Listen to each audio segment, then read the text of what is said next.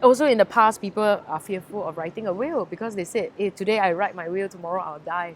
So when I first, started will writing for clients, that you always hear this like, oh, I don't want to write because it's taboo. But nowadays, you have people who will call and say, yeah, I want to get everything prepared. So part and parcel of this is, of course, will writing and funeral, because will is only part of it. When in Singapore context, a lot of people will not look for the will and then look at the will first when a person passes away.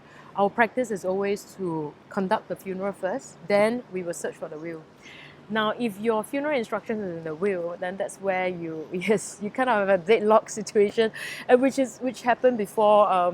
I had a client, true story, that I felt really, we are sort of remorseful that they have to go through this experience where mom has already indicated what she wanted, in her will, but the children actually didn't look for the will first, right? They conducted the funeral, then later on they found a will, and then they regretted what they did for mom. Now, I mean, that with funeral arrangement now, because people want to make sure that everything is, in proper order, they know how much they're going to spend, and then do they need to buy another insurance to fund for it? So nowadays you get to see more and more people really talk about it and more open-minded in this topic as well. We wanted to advocate, to let more people know about, actually there are three wills in our life. Now, there's living will, there's financial will, and then of course the last part, which is your emotional will. Now, your living will is what we encompass with advanced care planning, advanced medical directive. We have your lasting power of attorney. So these are the execution of instructions when you're still living, and that's why it's called a living will. It's very extensive. There's a lot of categories. It's not just one to cover everything. Like some people ask me, oh, lasting power of attorney, is that the only living will I need? No, because lasting power of attorney will give you the instructions of who will be in charge and what kind of power are you giving to them. Now, but they won't know it until they know what is in your advanced care planning. So advanced care planning teaches your family member how you want to be cared for. So you see, everything is, it has to be encompassing.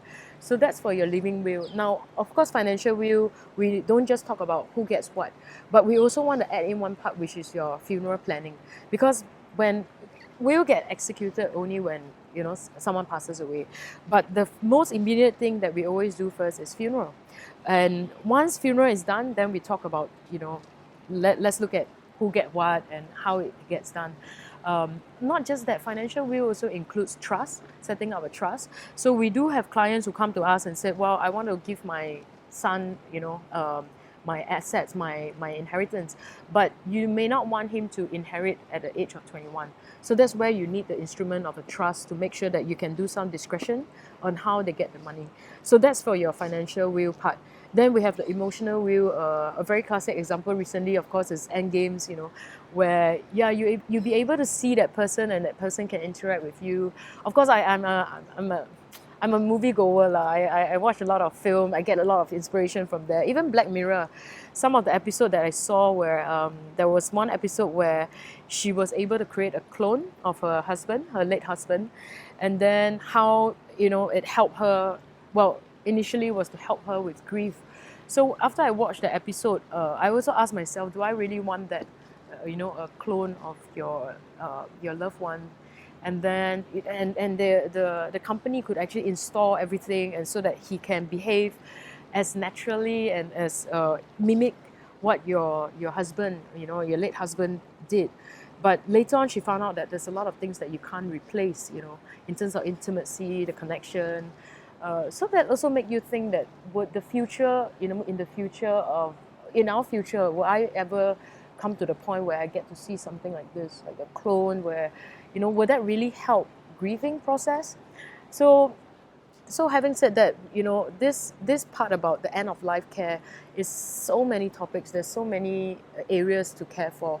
So you can't just like prepare an insurance, prepare a will, and you think that's it. There's so many other things that our clients should be exposing themselves to and should really understand, so that when you leave, you really leave with a complete peace of mind.